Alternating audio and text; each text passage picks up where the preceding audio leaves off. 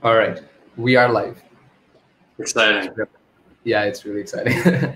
So let me just wait up, let the people join, and let me share this on various platforms.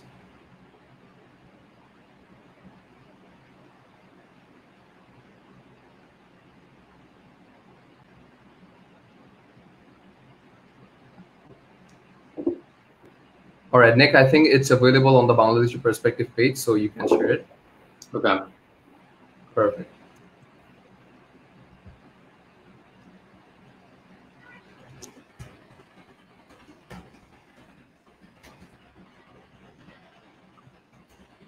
Catch me live with Nick Paris. It is. It's kind of like a Inception. Yeah, it is. All right, I've shared it from my profile, and if I can see, we already have 22 people watching this live. Hello, everyone. If you are here, please click the love button to show that you guys are here. You can comment down below. We are just taking the time off to share this on various social media platforms. So please stick with us for a while. All right.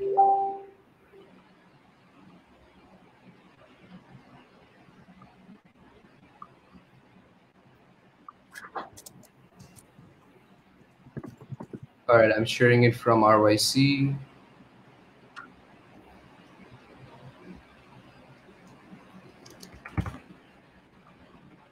Dipro, I know you've done a lot of interviews for the Bangladeshi perspective. What is like the mission of this organization? I mean, I have not done a lot of interviews in the first place. This is my fourth interview.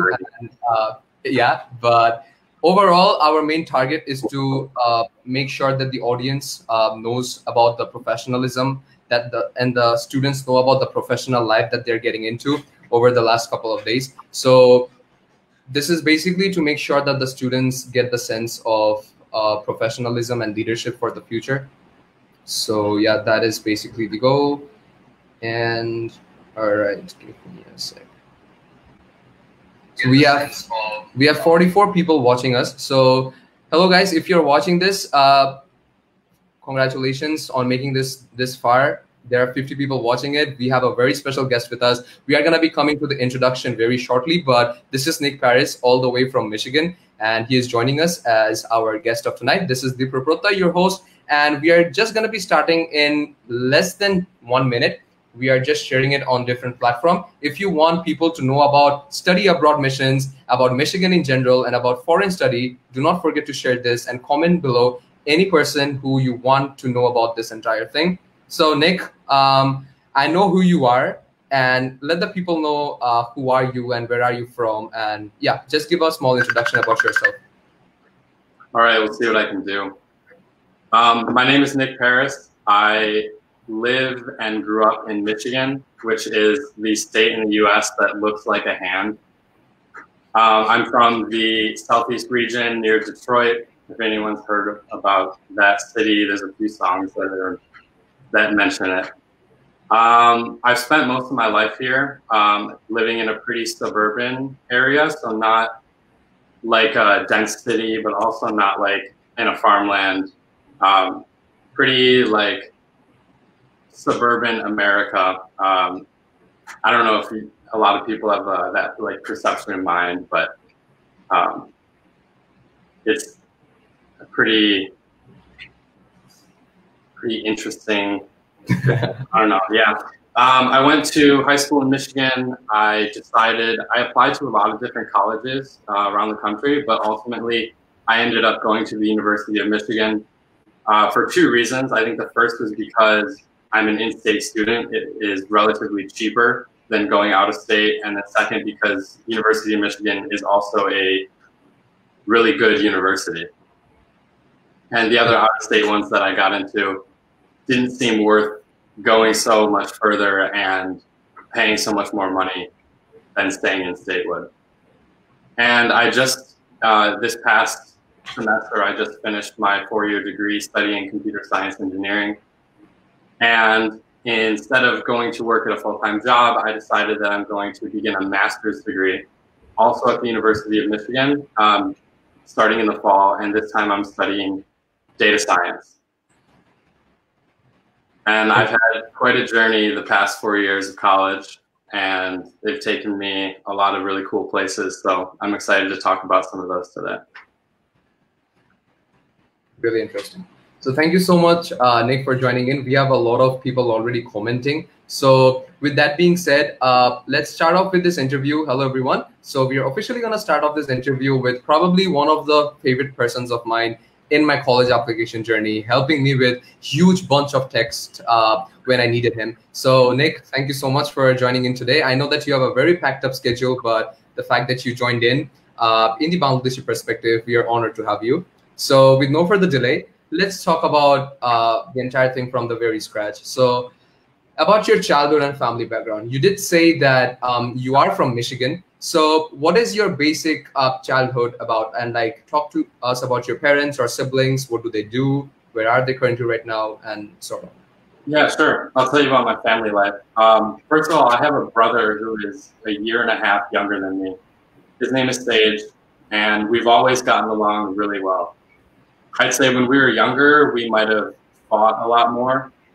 I remember like wrestling with him all the time and always being able to be stronger than him.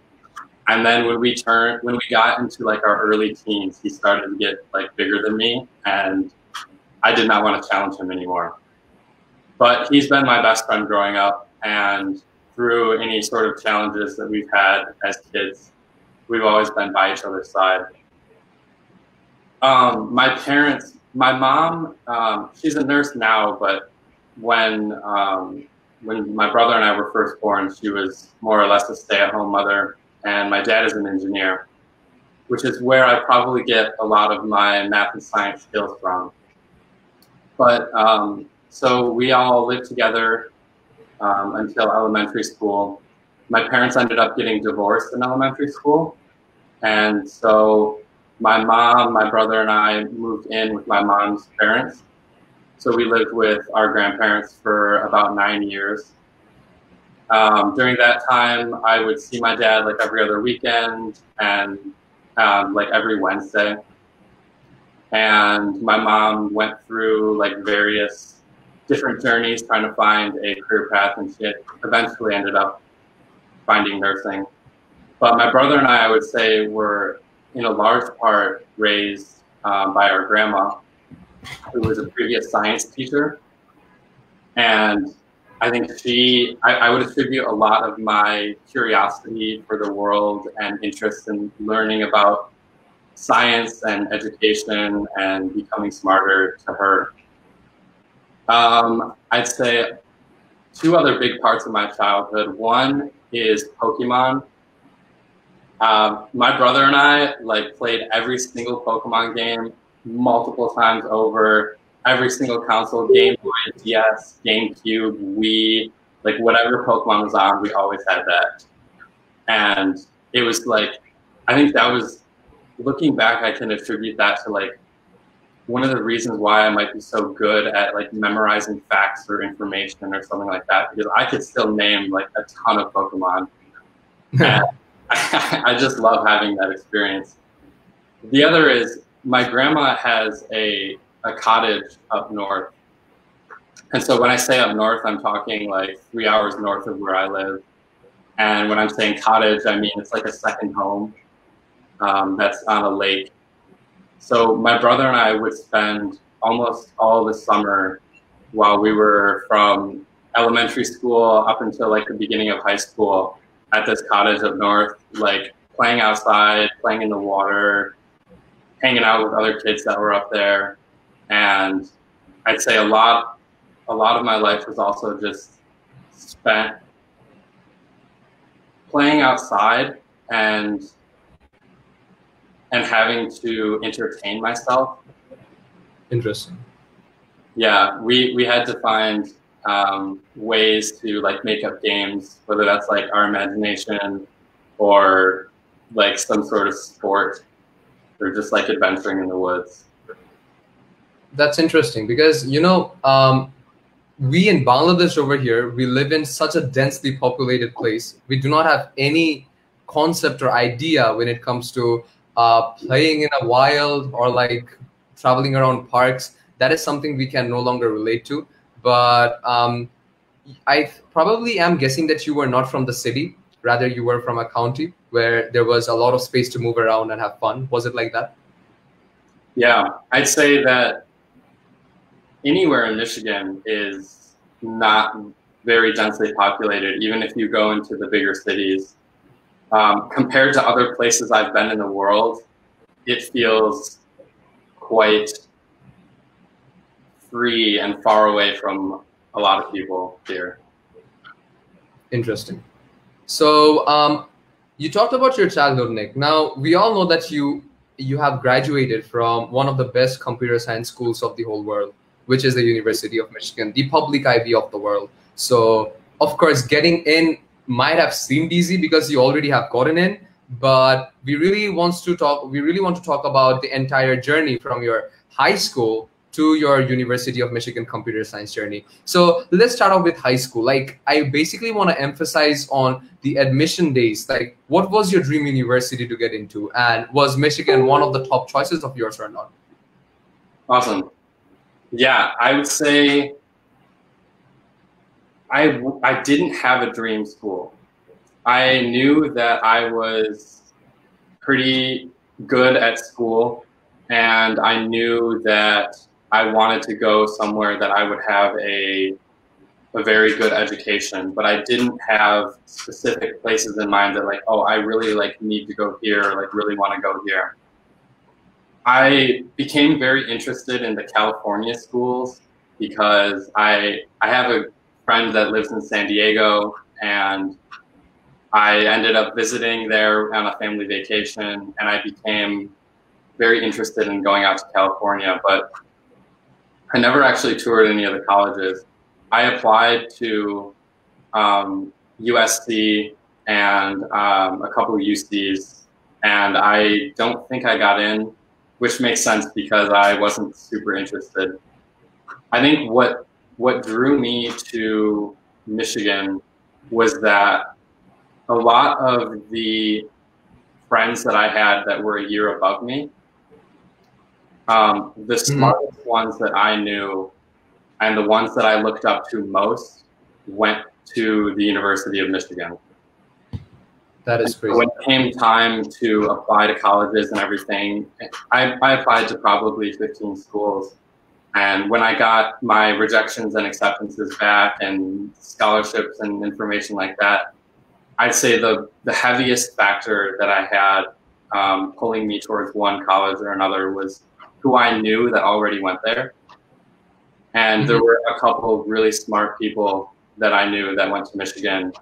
And I thought to myself that if I can follow in the footsteps of these people that inspire me, then hopefully I'll be able to do that for others one day. Perfect. That is inspirational and also motivational to hear at the same time. So that's crazy. So Nick, about computer science, you know, a lot of people in Bangladesh think that they have to have the sense of developing the career choice from a very small age. But were you 100% sure that you would be majoring in computer science, or did that happen after you got into University of Michigan and took care of all the opportunities around you? I would say that I also feel those pressures of wanting to know your career path as early as possible. And that's such a hard thing to define. I would say even now that I have a degree, I still couldn't even tell you exactly what I want to do. I'd say there's a lot of merit in the pursuit of knowing what you want to do rather than saying that there's only one thing I want to do. For a long time in high school, I wanted to be a pharmacist. Chemistry was my favorite class, and I found it very interesting. Different like vitamins or like pain relievers or like things that you like take and ingest in your body, and like some sort of chemical reaction happens and you feel better or you feel different. And that interested me for a long time. I was thinking of going into the medical field somehow for a while. And then I think when I I ended up not choosing to do that because I was also very interested in mathematics.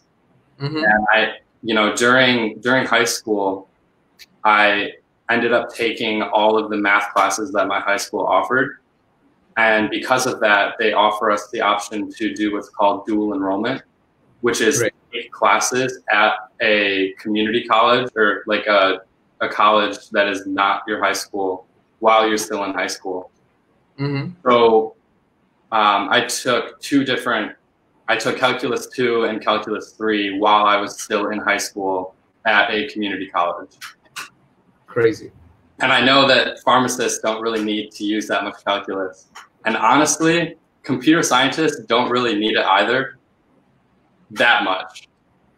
But at the time, I thought it was something that was really interesting to me and I wanted to continue pursuing it.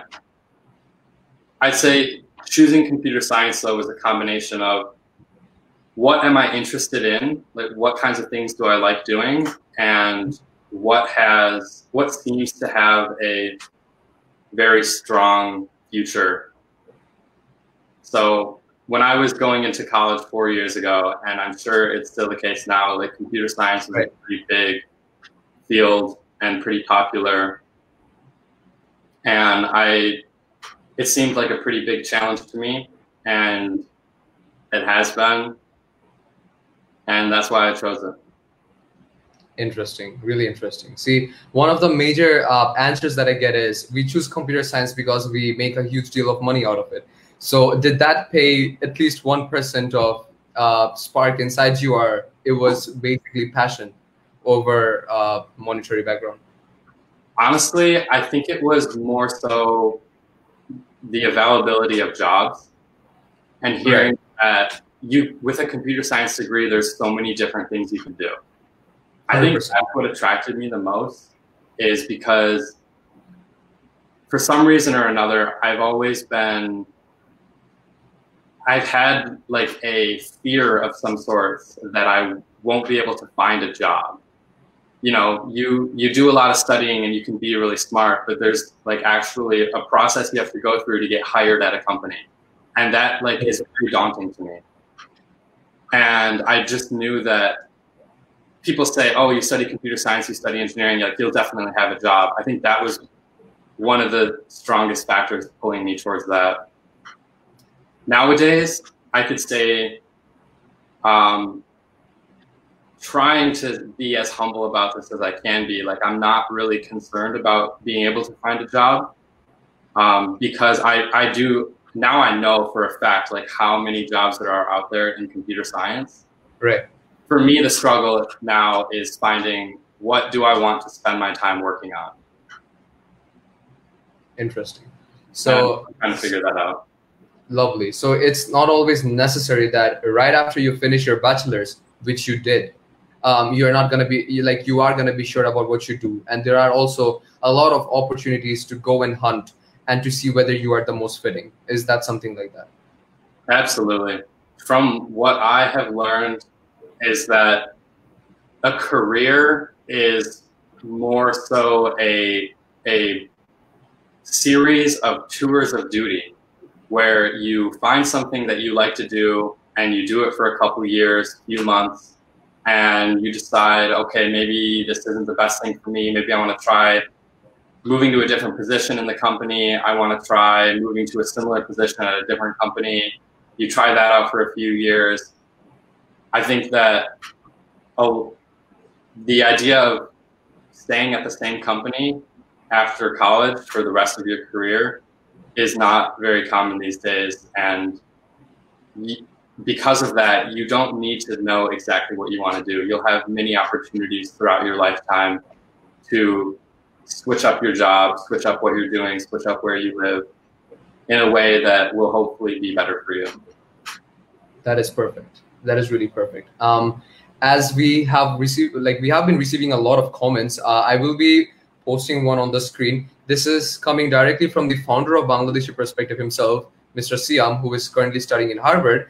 And he says, what made you want to do a data science master's instead of a CS master's, given you are from a CS undergrad background? That is a really tricky question. And before you answer it, guys, I can see that we have more than 45 people watching this live. So don't forget to love React and show Nick some love, and also put down any comment that you want regarding anything, and we will be answering them in the coming videos.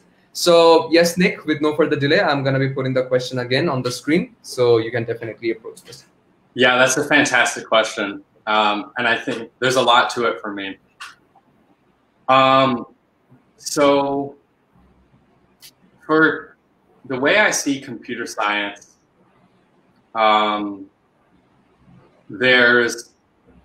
computer science itself is very broad. When we're talking about the specific master's program in computer science at the University of Michigan, there are two requirements that drove me away from it. And those two are, they require you to take a class on hardware, and they require you to take a class in theory. So the hardware class is going to talk about things like microprocessors and chips and all these innovations that have been made on the electrical engineering side that allow computers to run faster, more efficient, things like that. And I think to a lot of computer scientists, this is very important to understand, like how the computer is working. And that can distinguish a lot of different people in a good way, if that's what you're interested in. But I've never found the hardware side as interesting as the software side. Same. For the theory part, although I am studying a master's, which means I'm going to be going more in depth in the field, I've never really found the theory side of things that interesting either.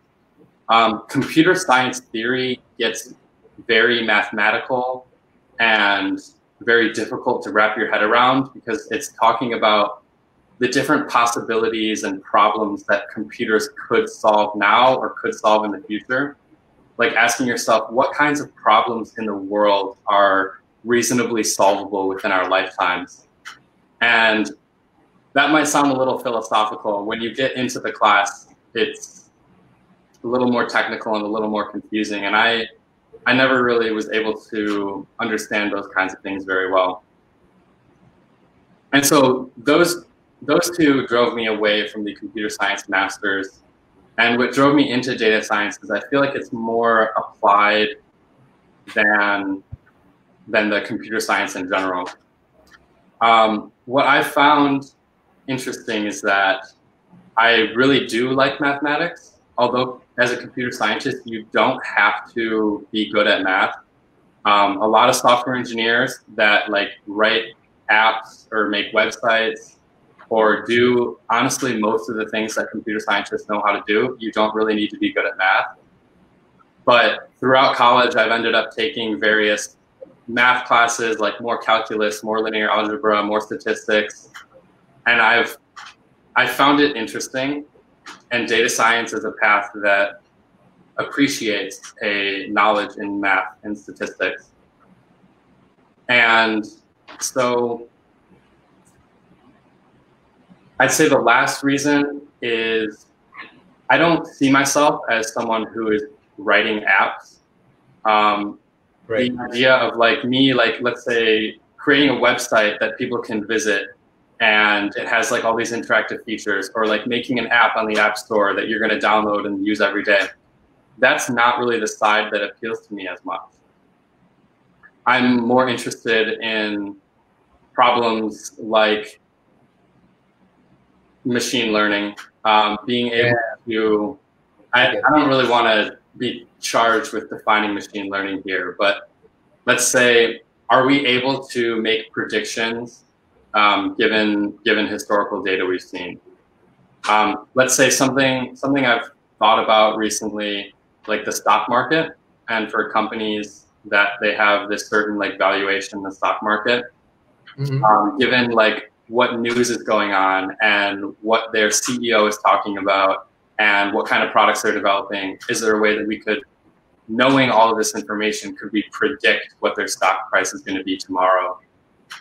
That's like one example of a problem that I'm interested in solving. And you wouldn't really be making an app for that. Definitely, 100%. Cool. So I think that we can come to the coolest part of the interview, which I personally loved a lot. And guys, this is just to let you know that Nick, although studied in the University of Michigan, this university has taken him to a total of 6 countries from the University of Michigan itself. So with no further delay, the next topic on discussion, and we can see a lot of comments coming in, and we have received a lot of comments on data science too, and we have international audience from Nepal too. So that is crazy. So thank you so much everyone for tuning in. We have Ghazal Ali Khan from Pakistan watching us. So guys, thank you so much. And people are saying that they're proud of me, but I'm proud of you, Nick, too.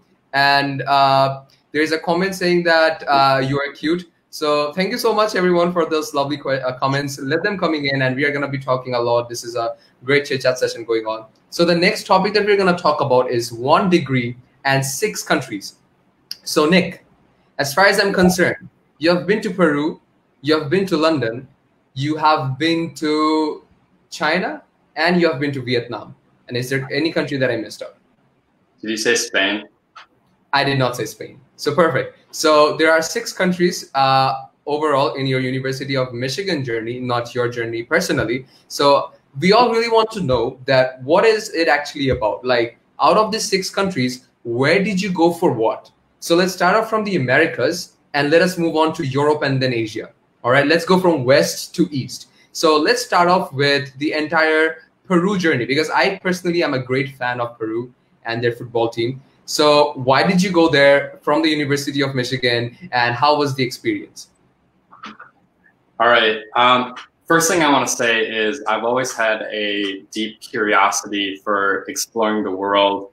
And since I've been able to travel, that curiosity has extended towards getting to understand other cultures around the world and different ways people live. I find that extremely fascinating, and I love being able to visit different places. So I went to Peru on a volunteering trip. One of the organizations I'm involved in at the University of Michigan, they organize 2-week volunteering trips at the end of every summer. So for this particular experience, I was a site lead. So I was in charge of helping organize, I think we had 13 people that went to Peru, all Michigan engineers. So not all of us spoke Spanish. I speak Spanish at a conversational or perhaps a little bit worse level. And a couple other people knew a little bit of Spanish. But the goal of the trip and the thing we spent most time doing was going to the jungle.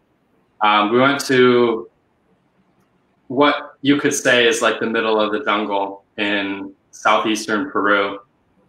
And we volunteered at this reservation that is ran by a French biologist. He bought a bunch of land from the Peruvian government, and he studies the animals and the wildlife and the region right near this river. And we helped do activities like cleaning up the trails in the forest. As you would imagine, they overgrow quite often. So we took machetes and we were just like chopping down vines a lot. We did some mammal monitoring where we set up nets and tried to catch birds and identify them with this like massive bird identification book. We did like wilderness survival, understanding if we were out there alone, like what can you eat, what can't you eat, how would you build a shelter? And then we did some other laborious things like building a staircase up this like mud wall from the river and helping them build a new shed.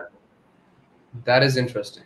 I mean, honestly speaking, Nick, when you talk about all these and when you talk about this being a voluntary experience from University of Michigan itself, a lot of people, especially in the Asian subcontinent, always think that college life is academic, or let's say it has to be academic. But I think that people should know more about the experiences that you have and, you know, the entire experience and the college package in the first place. So it's great that you talked about your experience in Peru. And I think that we can cross the ocean right now and we can make it all the way to United Kingdom, followed by Spain. So even I personally do not know what you did in the UK. and Spain. So you can just go ahead with those two stories. Sure. So I ended up in London through a program with the business school, actually. So I'll touch on your point that people think that college is purely academic. And I would say that college is a time that you should discover what you're really passionate about, and you should try to have as many experiences as you can because of that.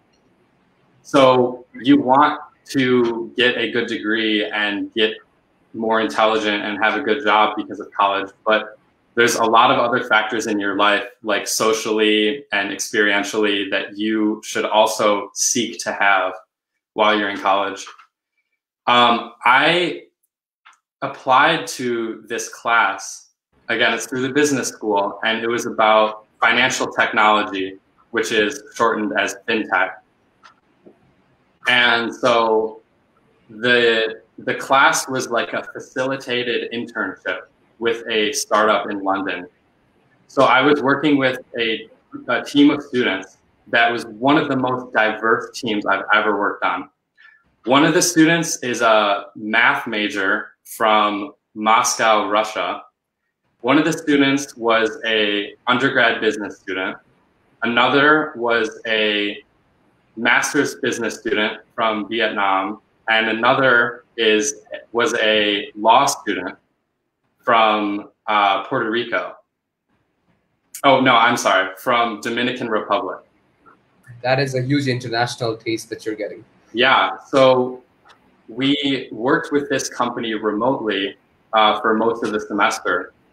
And then during our spring break, which takes place in the first week of March, we traveled to London and we worked at this company at their offices. Interesting. That is crazy. So about the entire experience, Nick, about the credit system in general. So apart from it's a very generalized question. Did the credits of any of the countries add up to your official transcript? And if so, which parts of the countries were they? Yeah, absolutely. So I took classes, like the class I did in London, that counted towards my degree. I took Spanish classes in Spain, also counted. And then when I was in China, when we get to that, I was there for an entire semester, and I had my capstone course for my degree. I had a business course. I had Calculus 4, and I had a computer science class, and they all counted as well. That is crazy. So as you have already mentioned about China, so let's talk about China in the first place. As you have spent an entire semester over there, Nick, was there any additional expense? And with that being said, let's come down to the scholarship opportunities that you got, right? So about the scholarship experience, and how did one semester of China teach you? Like, was the food very difficult to adjust with, or the entire experience? What was the most difficult part to stay in the Asian part of the world? Cool. Okay, so universities want to offer their students experiences that they couldn't have otherwise. Particularly the University of Michigan being an American school, not a lot of students are very interested in studying in Asia from the University of Michigan. So because of that, there are a lot of initiatives that they have that allow students to participate in these study abroad programs at a very, very low cost. Thanks to donors and other scholarship opportunities, studying in China for me was basically free. I got a scholarship to participate in the program, and all I had to pay for was my airplane ticket and the food to eat while I was there. I didn't pay for tuition or the lodging that we had, because U of M wants to send students over to Asia and wants students to have that opportunity. That is interesting. Yeah, it was pretty hard to adjust. As you can tell, I'm American. I'd consider myself like pretty pretty American, and I really didn't know much about Asia or the Asian cultures before I came over there. I had eaten food with chopsticks before, but when you go from having the option to eat with chopsticks to where the only utensils available at any location are chopsticks, it's a little bit different. That is a great thing what you said. Yeah, my first few weeks there were pretty difficult in finding foods to eat because everything looks different than American foods. And I barely speak any Chinese. And so mostly I just had to point at what looked like it might be good and take a gamble and hope it was. In the beginning, I was losing that bet a lot and eating stuff that was not good. But eventually I figured out what was, and I would say that Asian food, in like Chinese, Indian, I don't really know what kind of food you make in Bangladesh. I'm sure it's good. It's great. Like, depending on which meal of the day, I would prefer that to what I've grown up eating. Wow, that's a great thing that you said. That means that an American, ladies and gentlemen in the house, an American is saying that he can literally appreciate Asian meal, no matter what cuisine it is from, at any time of the day. So that is crazy. And Nick, I promise you this, if you ever come to Bangladesh, the entire morning, evening, whatever meal that is, it's for free. And you're going to get the taste of the Desi Bengali meal. And it's for free.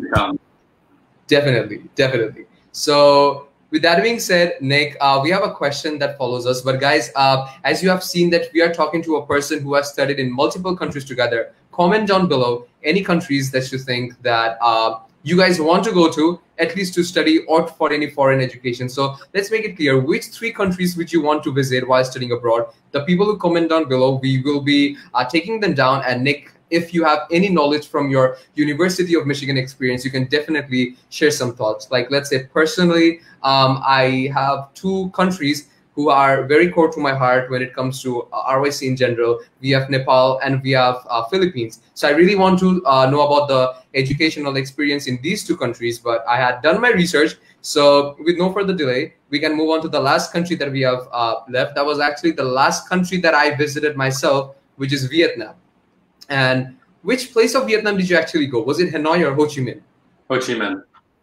Oh, perfect, perfect. So did you go to that war zone area where people depicted the Vietnam War place thing?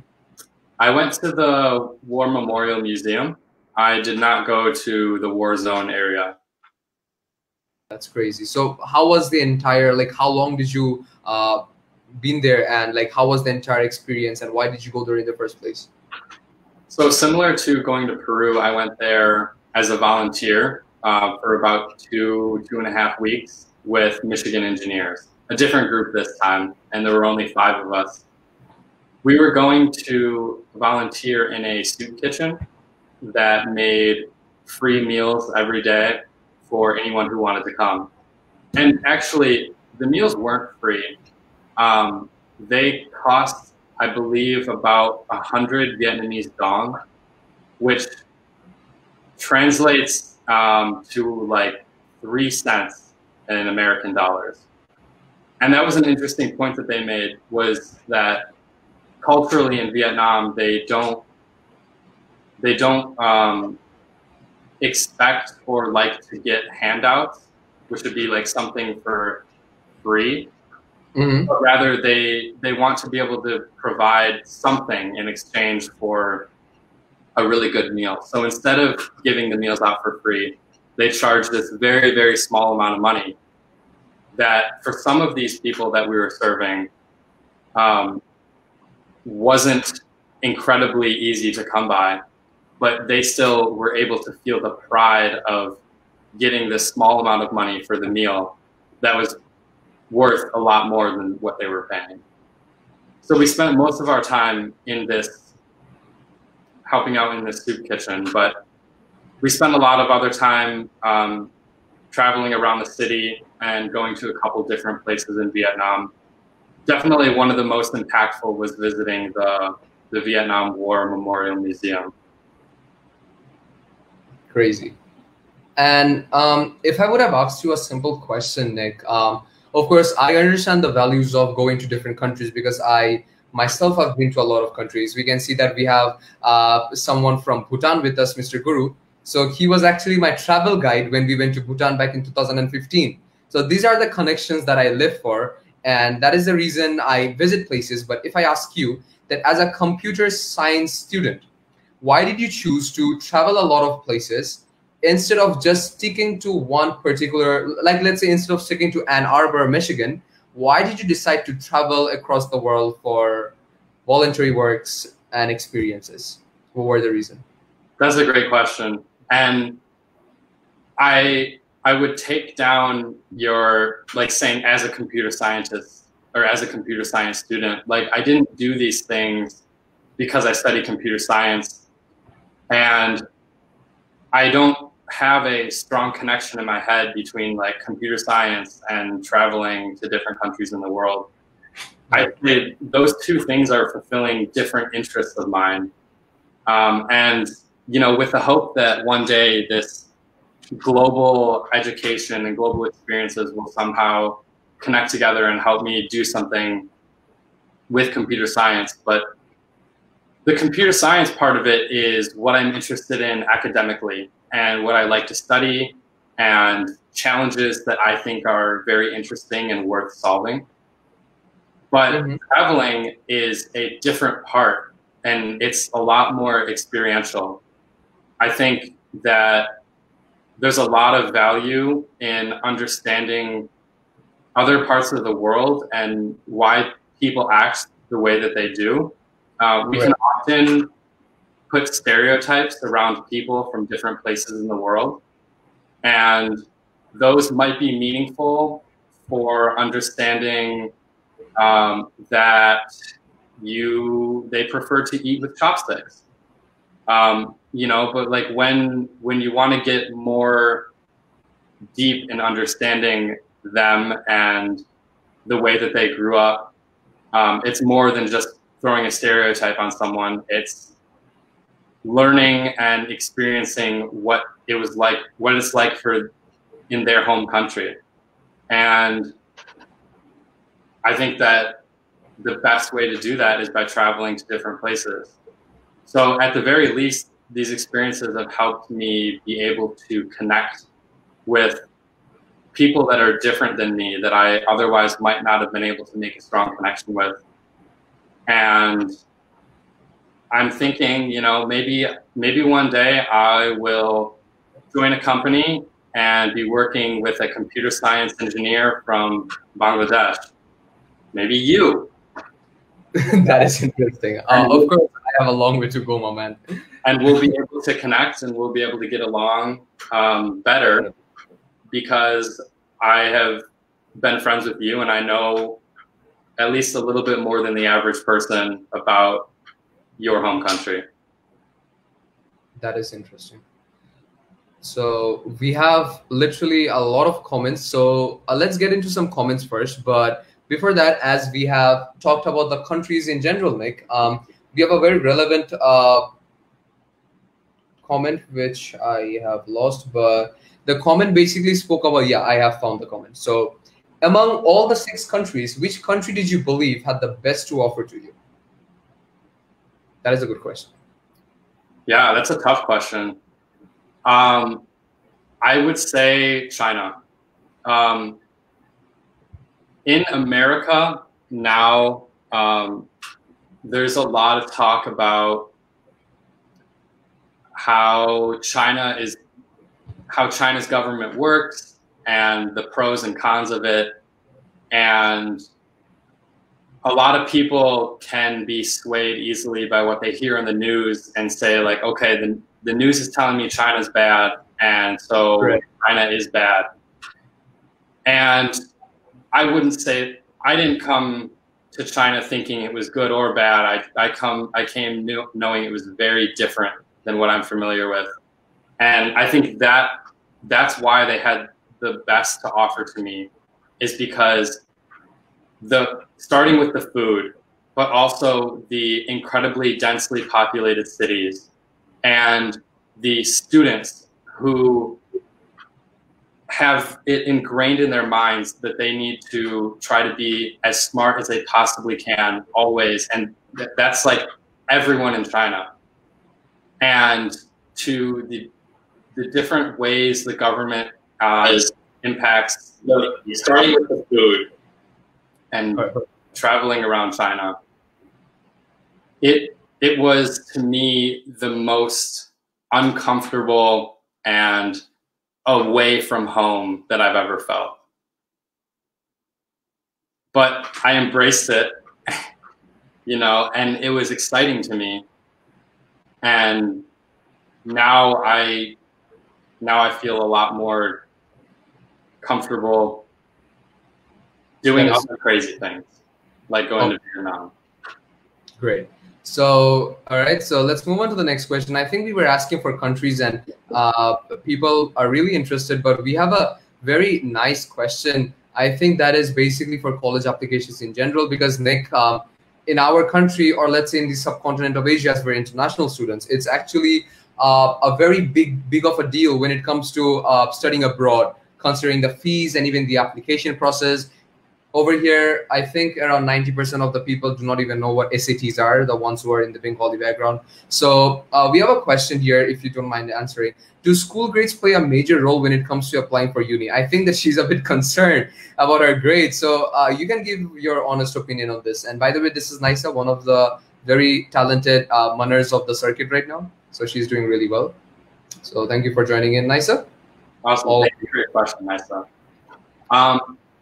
Yeah, I would say they do play a major role, but they're by no means the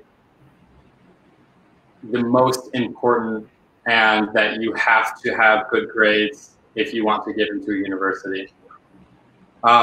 Universities use this word holistic, which is meant to be like looking at a student from multiple perspectives.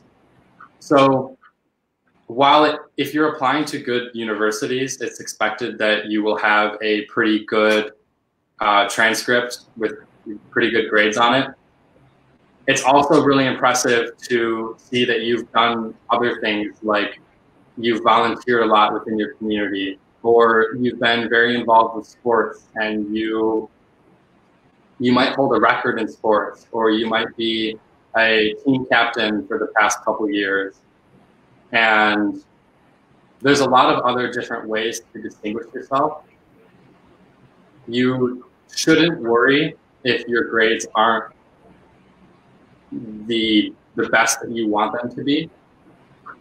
And if they're not, my suggestion would be try to focus on other parts of your life that you have other accomplishments in, and talk about that. That is interesting. So I think Nisa is very interested. She has dropped on at least 20 comments. So we're going to get to those one by one. Nick has said that he has reserved his time for all of us today. So thank you so much for that, Nick. And yeah, we can do a rapid fire. I'll try to answer them really quickly. All right, perfect. So as Nick has already, we technically do it at the end, but as you are up for it, let's just go for it. But I don't think that these are rapid fire questions because these require a bit of elaboration. So Nick, you ready?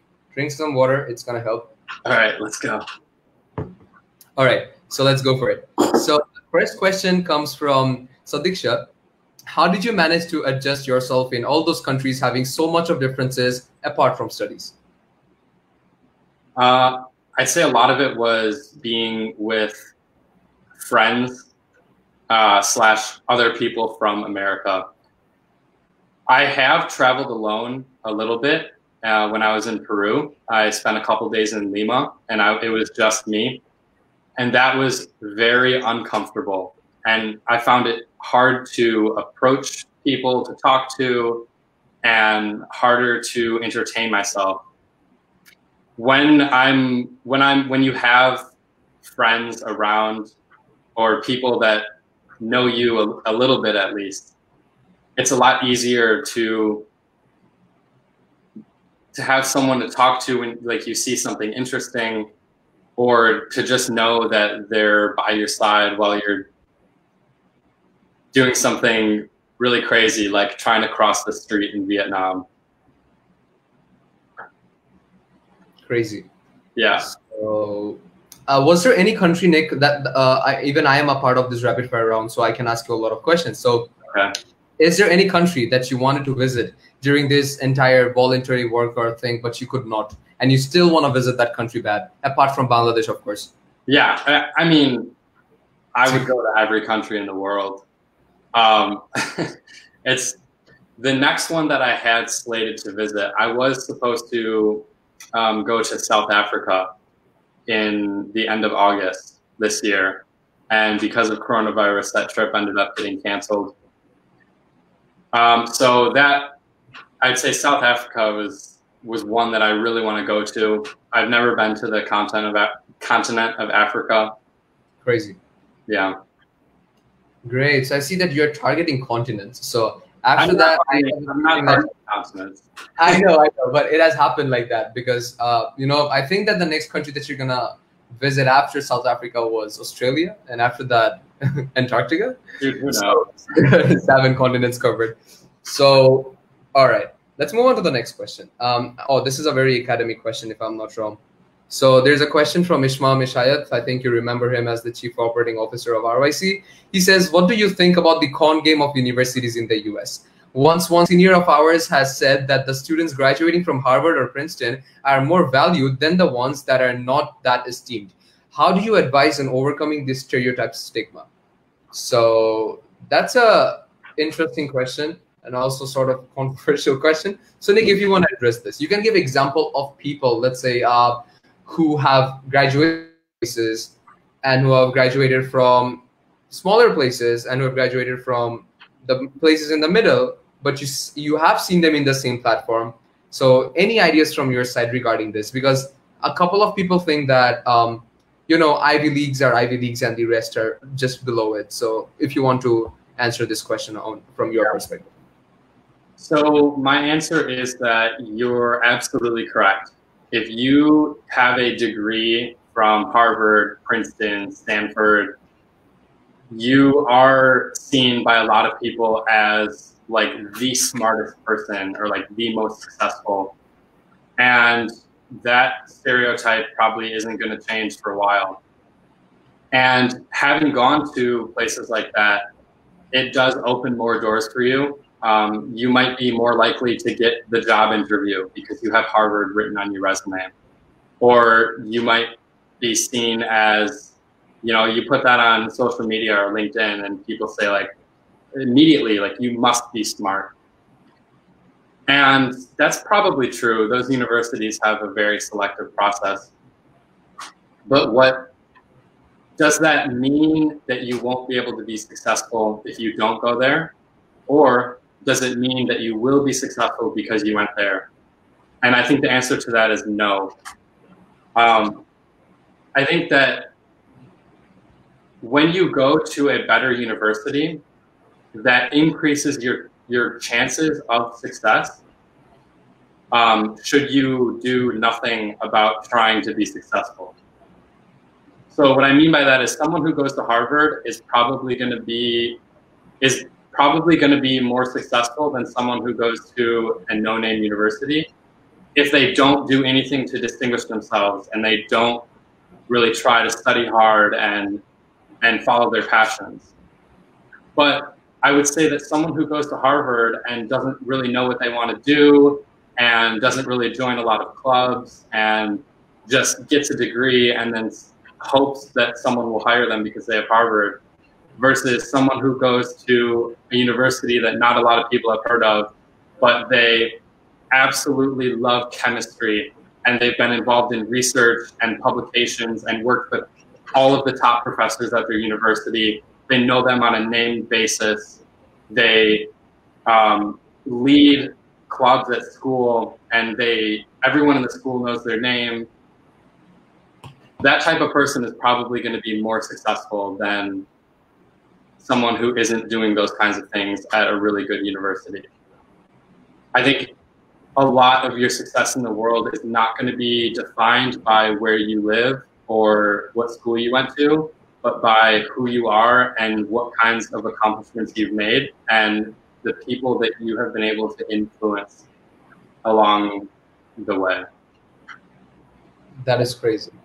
I mean, no matter which place you graduate from, at the end of the day, it depends on the individual and the opportunities that you guys are hunting for. Because let's say, Nick, let's say you are applying to Google as a software engineer, right? And as a University of Michigan graduate, let's say someone is applying from Harvard and someone is applying from any other small university.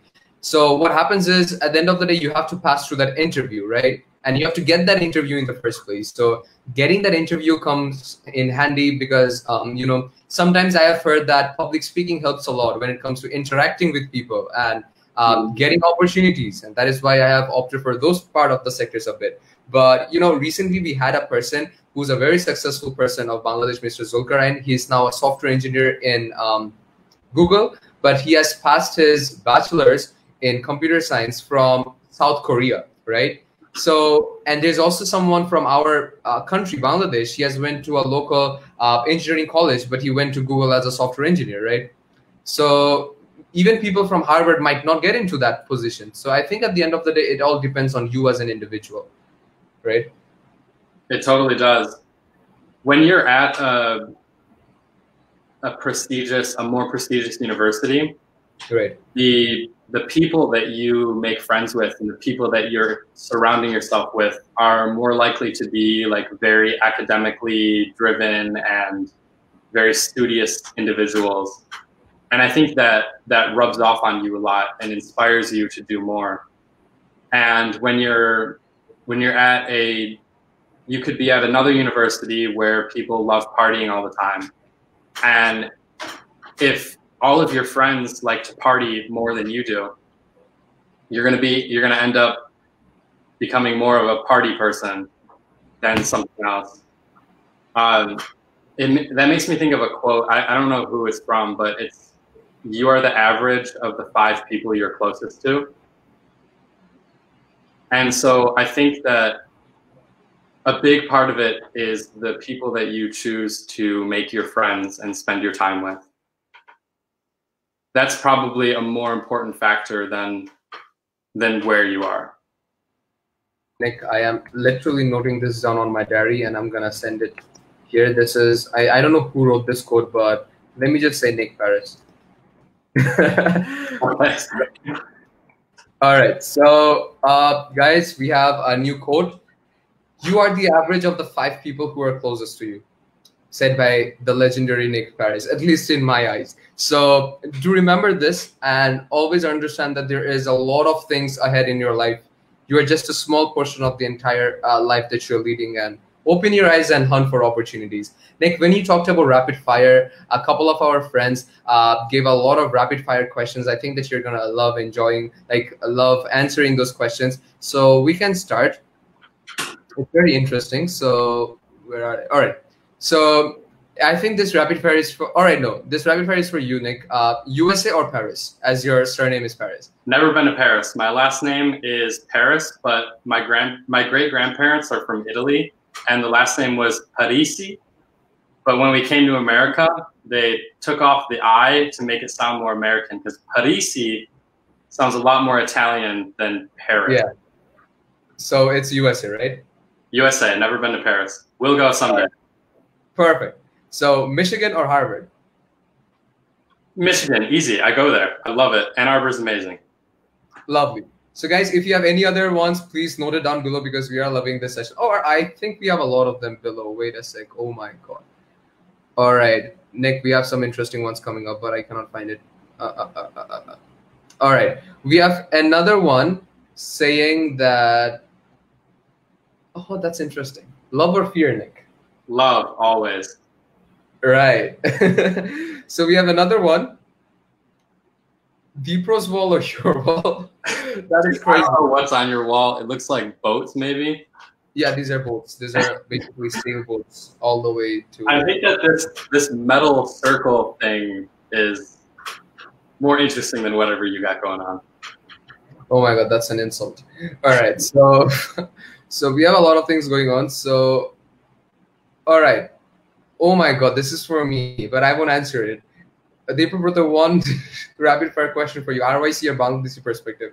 RYC. I did not say anything. Never mind. So, all right, Nick. I think this is for you because no names are mentioned by Alimur, Rafsan, Rafi. RYC or Bangladeshi perspective?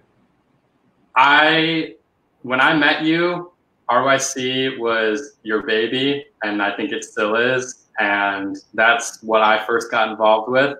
And so I'm going to have to choose that. But I will say Bangladeshi perspective is pretty interesting. I need to watch your other interviews. Definitely. Nick, I did not hear a definite answer. What was your answer again? RYC. Perfect. All right, guys, this was very interesting. So I think we are coming back. All right, we have some new questions. All right. Nick look interesting as his name. Oh my God. Thank you so much for that. I think that is an optimistic answer. So next we have, all right, tea or coffee, Nick? Tea. I became in love with tea when I went to China. I still have a ton of loose leaf tea that I have not drank yet, but I love, like you get these water bottles that have like a filter built into them and you put the tea on them, you pour it in the hot water and you can just drink it. I love that.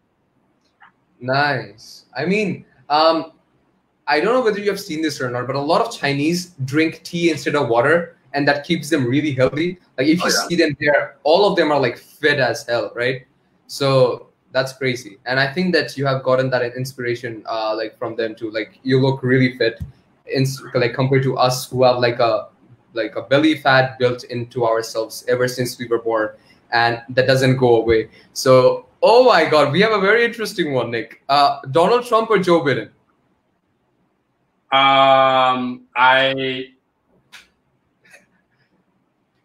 Dude, I don't know. I don't want to comment on that. Just give a definite answer. I personally know Donald Trump more than Joe Biden, so the answer is pretty. Like I take this from a different perspective, right? But they're of the same family. Like Ishmael says that Joe and Donald Trump are all the same family, so it's all right. No, all right, perfect. All right, this is what we were expecting from an American, staying short from politics. But definitely, sir. So I think we have another question. All right, so it's again from Sadiksha. Computer science or life? Life. Computer science for me has been it's been like my studies, and it's been like what I've focused a significant amount of my brain power on over the past few years. And I really like it. But what I like more is all these crazy life experiences I've had. And,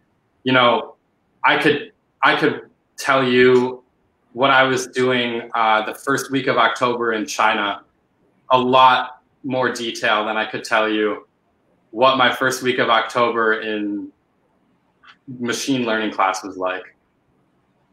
Crazy. That's really crazy. All right, we have a lot more coming up. I have a lot of MUN background, as you know, Nick. So a lot of my MUN friends are joining up. So we have another question saying that Israel or Palestine. I can't answer that either. Exactly. So I think the answer to that is love over fear. Oh my God, love over fear. That's crazy. Yeah. Oh, based on the t-shirt, I think someone has also commented that they love your t-shirt. So we are having a very engaging session, guys. And the only reason we took this rapid fire round is because so that we can cool down a bit, because we have a lot of interesting questions coming up. I think that, Nick, you will be loving this question. All right. So I'll give you an option. Do you want a college application sort of a question, or more about something unique? Let's save the college stuff until when we get back on talking about Michigan stuff. All right, perfect. So let's get on to something interesting. All right. So that is more of a generalized question. Hi, Nick. Nice to hear from you. Do you have any experience working with multimedial sentiment analysis? If you have worked, would you please share which model works better on image analysis? I have no idea what this means. It sounds like you're doing some sort of like classification. No, I don't have any experience. I've heard of sentiment analysis, and I think it's a pretty complicated field. I've done computer vision. So You know, if you're talking which model works better, obviously you have to be using a neural network. But that's about all I can say about that. Interesting. So we have yet another question from Asif Ahmed. How much effective it is to attach any kind of project that I've done before with my resume for getting scholarships? Would you please suggest? And does that work or not, Nick? Yeah. Attach a project, and attach a project that you're proud of, and attach a project that you had a key factor in completing. Especially if you were like the leader of the project or one of the leaders, or if you were not involved, the project would have failed. That's the kind of project you want on your resume. And that's really impressive to hear. If you're applying for a scholarship, it's much more interesting to hear about a project you worked on than a class you've taken. Crazy. All right. Next, we have Ahmed Boniamin. He says, favorite resources to learn data science, project beginners should try, and how to prep for data science interviews. And before that, I would like to ask you, Nick, for getting into this master's degree, of course, you have to apply again, right? No matter how easy it is for you from Michigan itself, as you have been a student before. So you can definitely hit on this question really good. Favorite resources to learn data science. There are so many out on the internet. One of my favorites is a website called Towards Data Science. And they're probably the ones that will pop up when you Google like different terms. And people post these in-depth walkthroughs explaining different topics. And sometimes they'll have code attached to them that you can go look at on GitHub, sometimes not. But those are probably the best. That's probably one of the best. If you wanted to do like a course on like EDX or Codemy or Codecademy or any of those, I'm sure those would be good. Learning Python is pretty important for data science. If you were to just go in your browser and search like Python data science tutorial, that'll probably, any of those top results that pop up will probably be your best bet. Prepping for data science interviews, it's just knowing your stuff. There are a couple websites you can practice on. For software engineering specifically, data science potentially as well. HackerRank is one of them, and LeetCode is another. Yeah. Interesting. Crazy.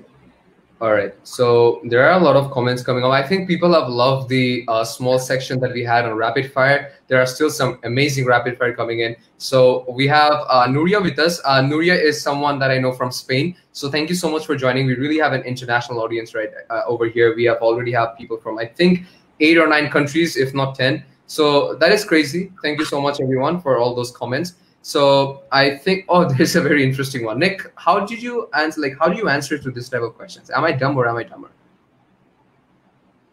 Is this like a trick question? I think it's a trick question. So I think that I'm dumb because I still have a lot to learn, basically. Yet. All right.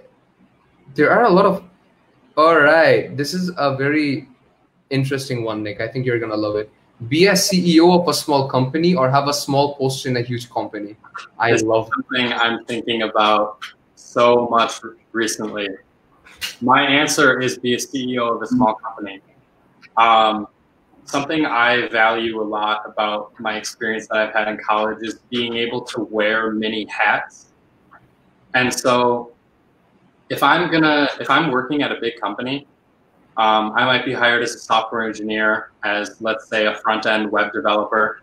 So I'm making the websites you see on the internet look better and be more efficient, and maybe throw up some graphs that look pretty cool as a user. And like, that's what I'm hired for. And that's what I do. If I work at a smaller company, especially if I'm the CEO, I have to learn how to manage people. I have to learn how to manage finances. I have to learn how to deal with customers. I have to learn how to come up with ideas for new products that we have. I have to learn how to innovate on those products and make sure that they're being delivered on time and manufactured.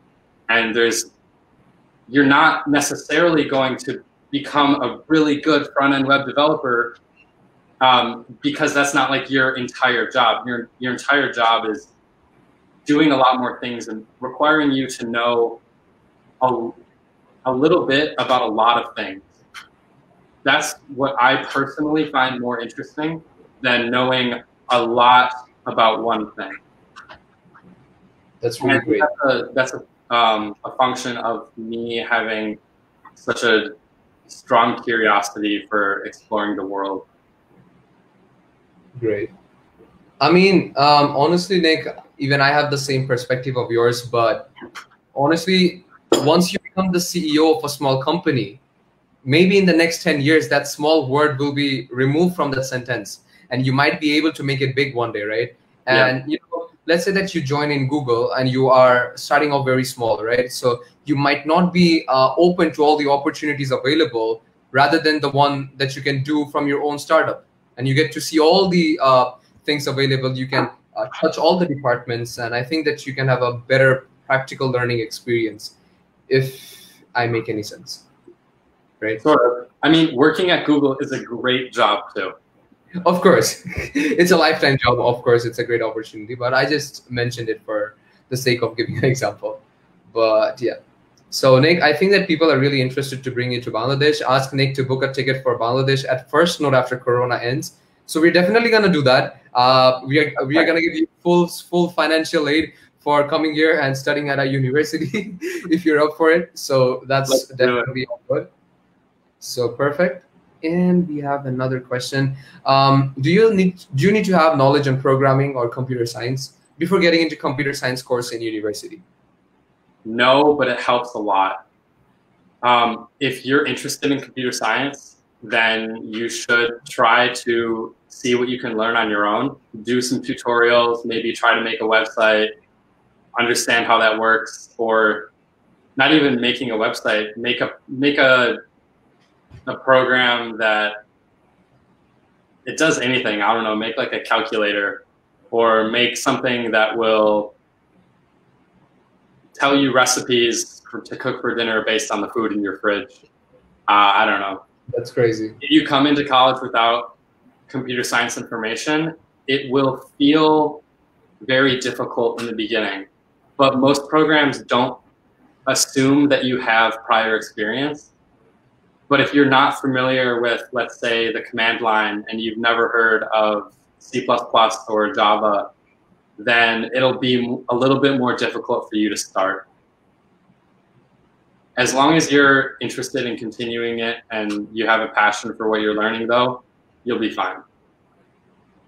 Interesting. Crazy. So, Nick, I think that we can take comments later on. Guys, keep on commenting down below. Keep on reacting to our live. With that being said, I think that we can move on to our next part of this interview, and that is about internships and jobs. So, Nick, did you have a permanent 24/7 job as of yet, or are you still looking for the best option available apart from the internships that you had? You're talking for when I graduate with a master's? So you do not have any plan of going for a 9-to-5 job before you complete your master's, right? I mean, like I'm working this summer. I've had an internship this summer. Crazy. Okay. Yeah, like typically, you know, you attend classes in September to December, and then January to April, and then you'll have May to August off of school. And during that time, you can find an internship or some sort of job. Ideally, an internship in the field that you're studying. I've gotten the first 2 internships I got were through people I met and not through applying online, let's say. Mm-hmm. My first year of college, I was pretty ambitious about like going to career fair and applying to jobs, and no one ever got back to me at all. And then I ended up participating in this College of Engineering mentorship program where I met an alumni from Michigan. And he ran a small business about a half hour from where I live. And so he offered me an internship over the summer. And that was where I like first learned how to do web development and like JavaScript. And that was super cool. I've also worked as a server and a busboy in restaurants. So serving food, taking your order, things like that. What did you say? Were you a busboy? Yeah, so the difference between a busboy and a server is like the busboy won't take your orders and stuff. They'll just like walk around the restaurant, like take dishes. Sometimes they'll like bring food to the table, but they're not like the person who's like taking your order and everything. And that could include like washing dishes and just making sure like the restaurant's clean, like setting up a table once guests leave and so the other ones can come in. That is crazy. I mean, Nick, honestly, what I love about the American culture is, like, let's say in the Asian subcontinent, there is a very, the mentality of the people, I would say, or something like that.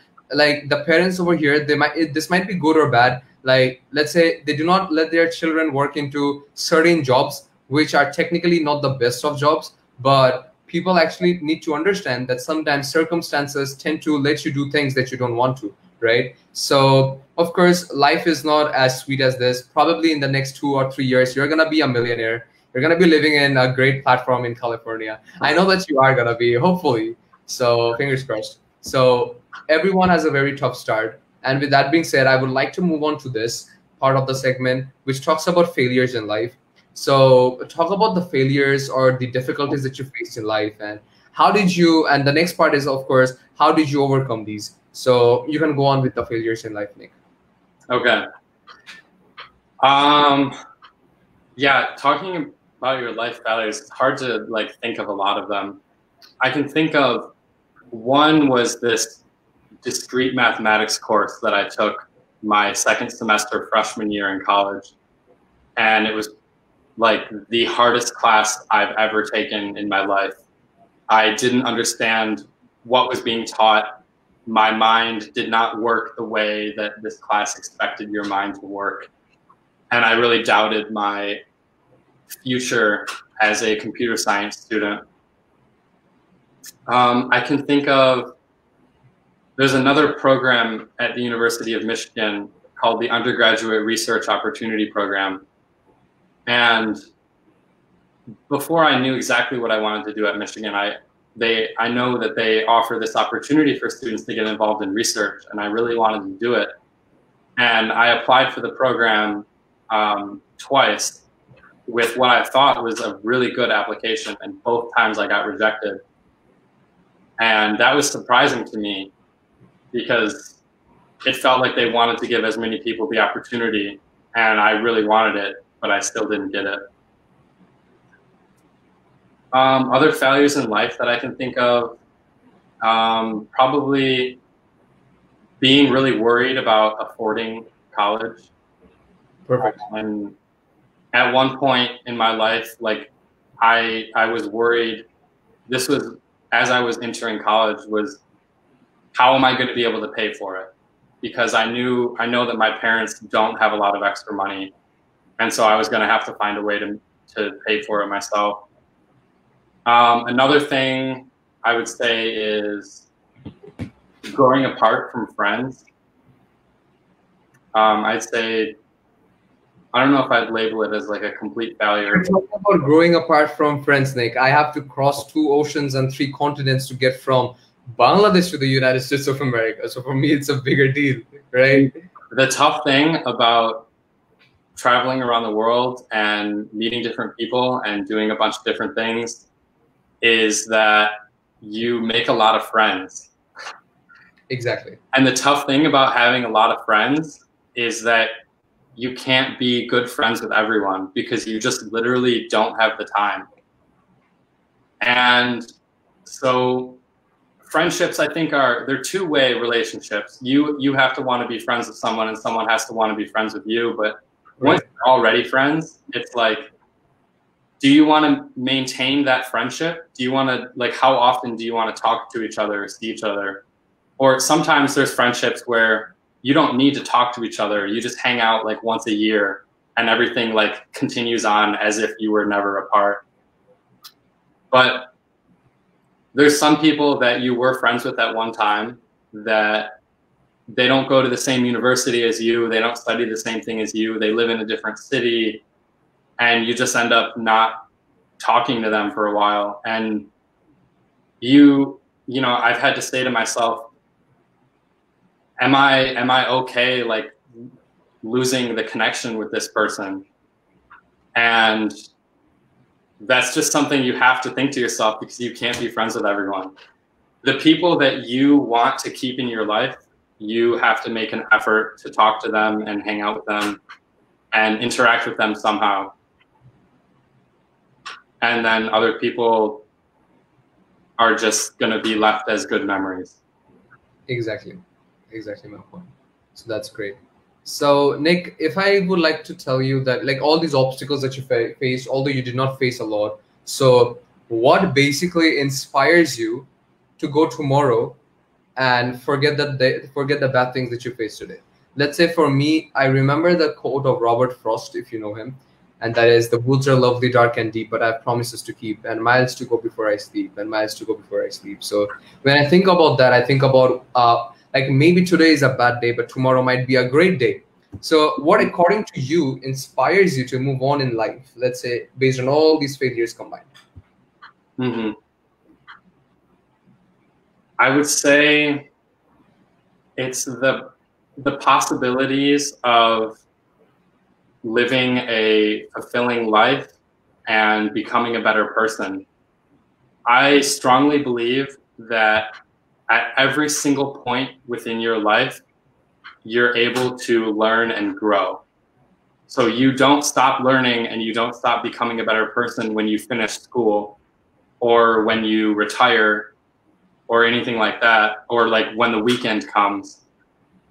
Right. I think that there are always opportunities for you to become a better person. And what inspires me is doing that. Is when good things or bad things happen to you, let them happen, whatever. And as they pass, take time to reflect and see what you can take away from that experience. Like, why did something that made you happy made you happy? And how could you try to find that again in the future? Or what was that one little thing you said that might have made someone upset that you can try to avoid saying in the future, and maybe apply that to other relationships, and so you can get along with people better.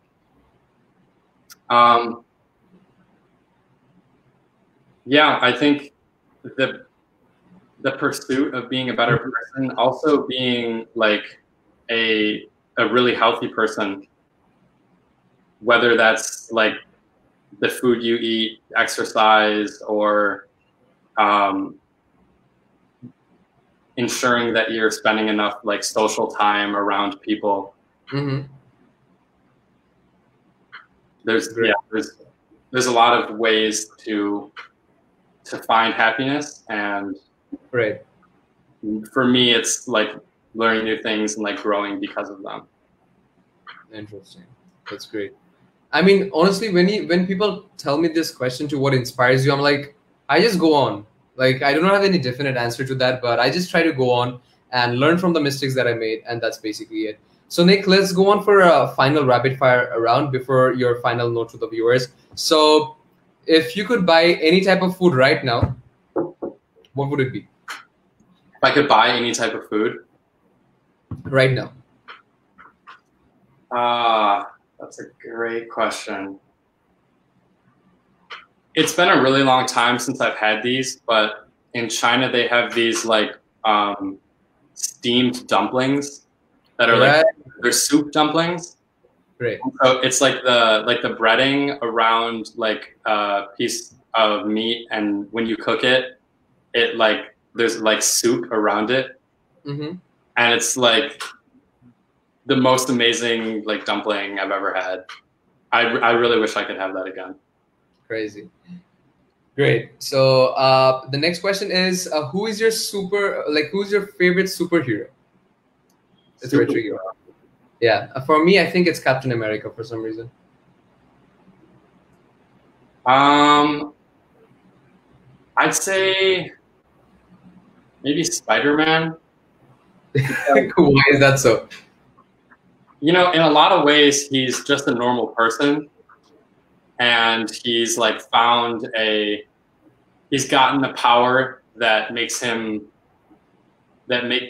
makes him different. You know, he has the like ability to like fly between buildings and things like that, and he uses it to be a more like adventurous and heroic person.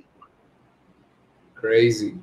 So you have talked about the food that you really want, and now the next question comes up is, what is the worst type of food that you have ever eaten? And I'm guessing that it's in China. Yeah. Yeah. I'd say one of the worst is probably durian. Have you had that?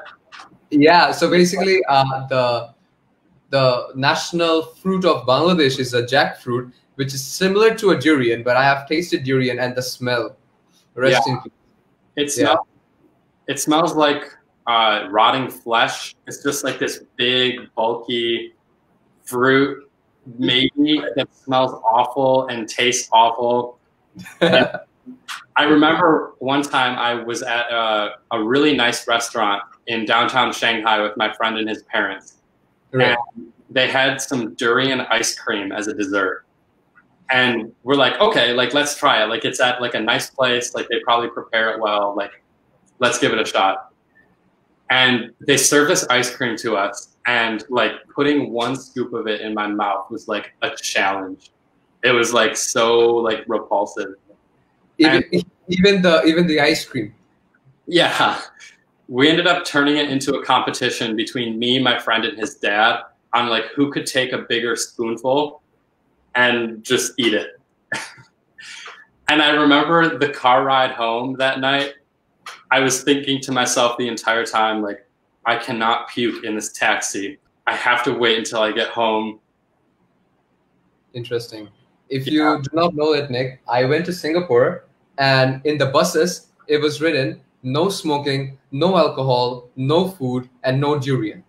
Now, durian is a part of, it falls under the fruit category, right?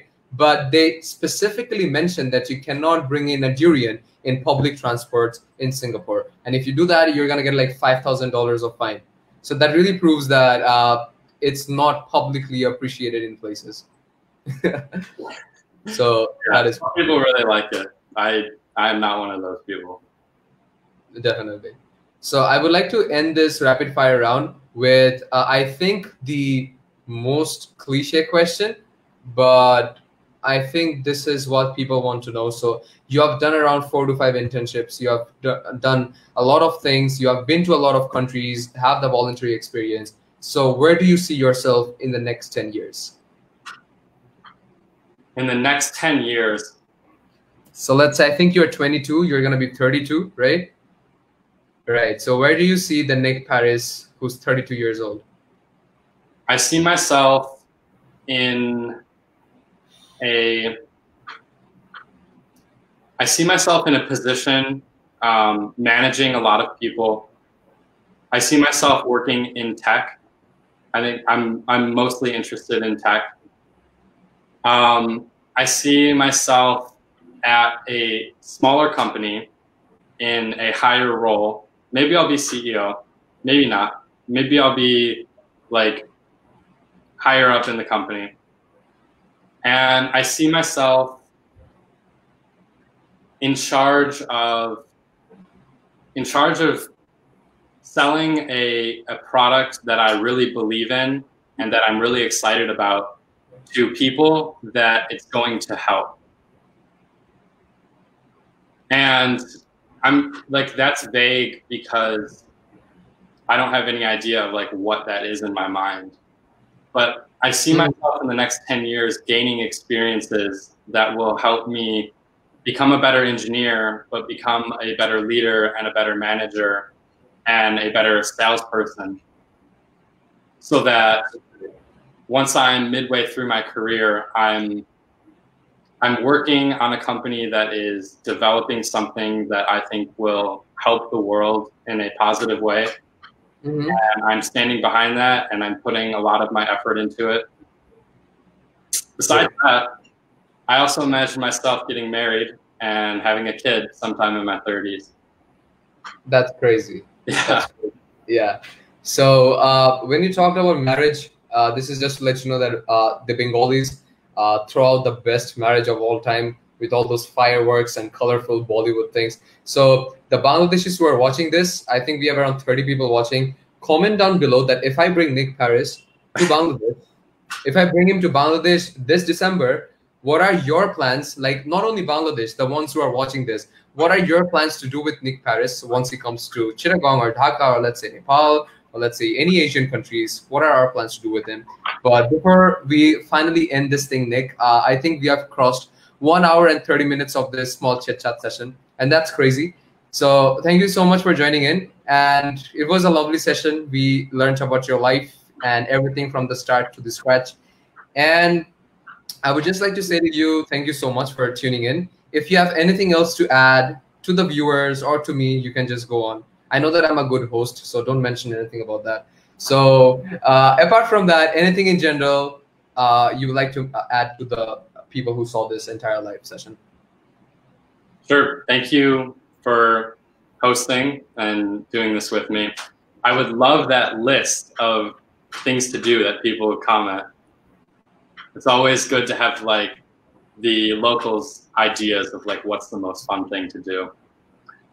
I really enjoyed this, Dipro. I hope that you've learned enough about me and that I've been able to share some interesting perspectives that I have. And I guess as my final advice, I'd say,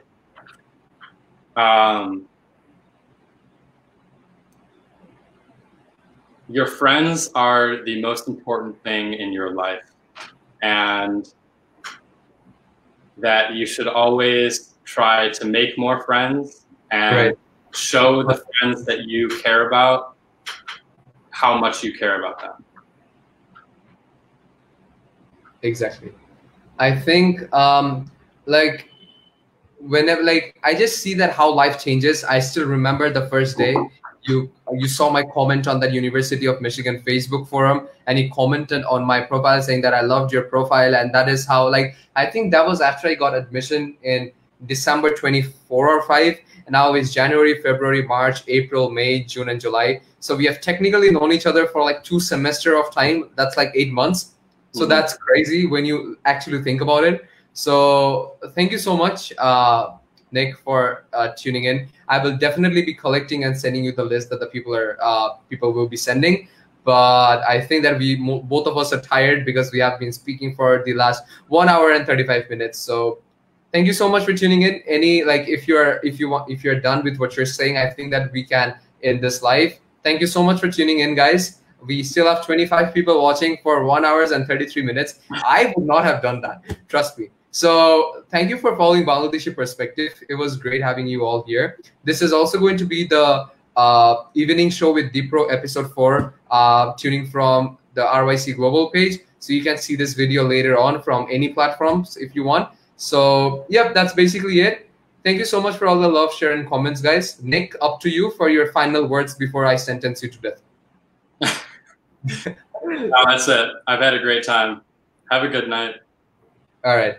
Good night, good evening, good morning, and good afternoon from different corners of the world. This was Dipro, your host, signing off. Bye-bye. Bye.